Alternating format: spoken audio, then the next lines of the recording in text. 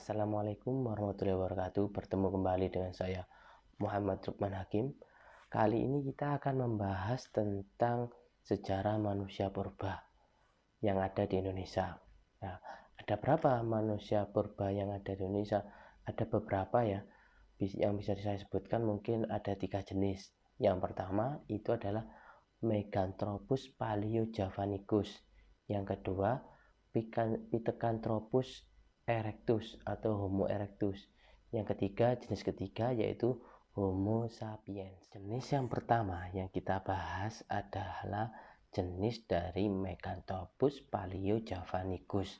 Megan artinya besar, tropus itu manusia, paleo itu tua, Java itu Jawa. Jadi kalau diartikan manusia raksasa tertua dari Jawa. Ya, kenapa manusia raksasa? Karena ukuran tinggi badan dari manusia Jawa ini itu antara 160 hingga 200 cm. Nah, mereka hidup di mana? Mereka hidup di daerah Sangiran, Jawa Tengah. Nah, Sangiran itu sendiri terletak di antara dua gunung Merapi. Di sebelah barat itu ada Gunung Merapi, yang kedua itu di sebelah timur Gunung Lawu. Jadi bisa kita artikan Meganthropus ini hidupnya di daerah yang subur, apalagi di tengah-tengah itu ada Bengawan Solo, dan memang ditemukannya Meganthropus ini di daerah Bengawan Solo seperti itu. Hal ini terbukti dari penemuannya itu adalah rahangnya yang kuat. Dan ciri selanjutnya yaitu volume otaknya. Volume otaknya ini sudah melebihi dari kera. Jadi kalau kera itu hanya 600 cc, Meganthropus ini sudah di antara 700 ke atas. Jadi bisa dianggap ini sejenis manusia. Seperti itu ya. Ya, ini yang menemukan adalah siapa?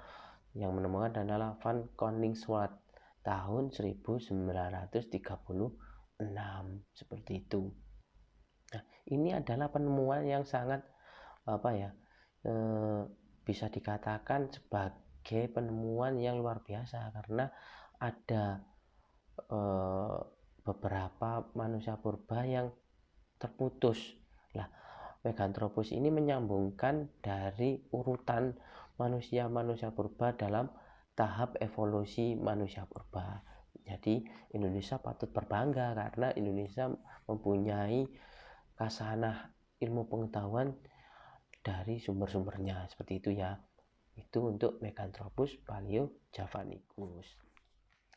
Jenis manusia purba yang kedua yaitu adalah Pithecanthropus erectus atau manusia kera berjalan tegak, atau biasa juga disebut dengan Homo erectus, yang ditemukan oleh Insinyur Du Bois tahun 1891 di Jawa Tengah.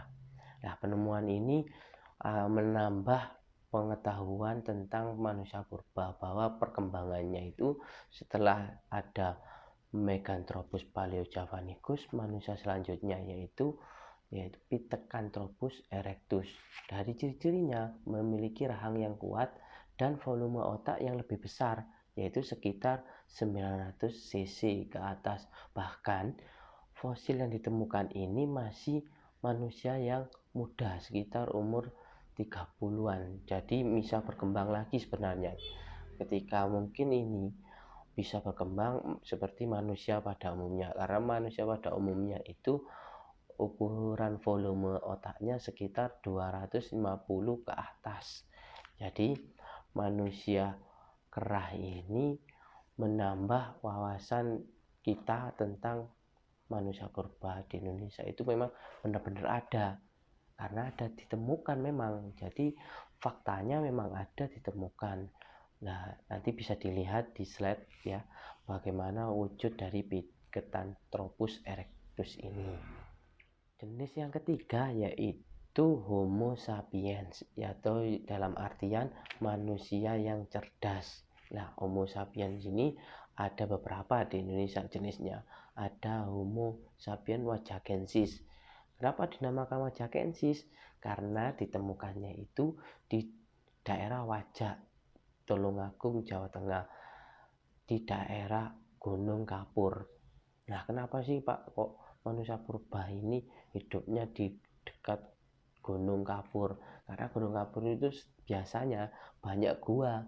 Nah, gua itu tempat berlindungnya para manusia purba ini dari binatang buas ataupun terik matahari ataupun hujan.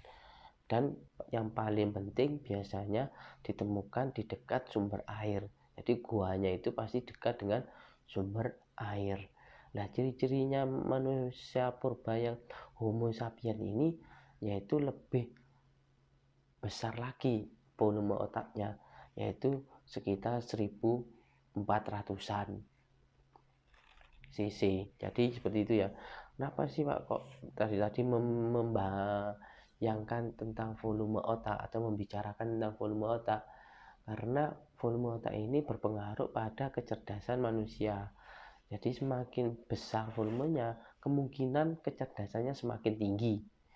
Oleh sebab itu, dalam hal bertahan hidup pun kemampuannya semakin tinggi, mulai dari menemukan tumbuh-tumbuhan untuk obat, untuk bisa dimakan langsung, perlu di apa kalau bahasa Jawanya digodok ataupun direbus, ataupun bagaimana caranya berburu yang cepat, tepat, yang gitu.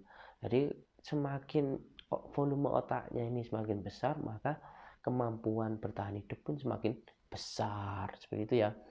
Jadi Homo sapien di Indonesia ini juga ada. Nah, kenapa kita harus mengetahui manusia purba? Nah, kita ini tidak ujuk-ujuk datang dari langit gitu kan, perlu dalam ilmu pengetahuan itu pembuktian dan ternyata itu bisa dibuktikan bahwa manusia purba ada di Indonesia, seperti itu ya.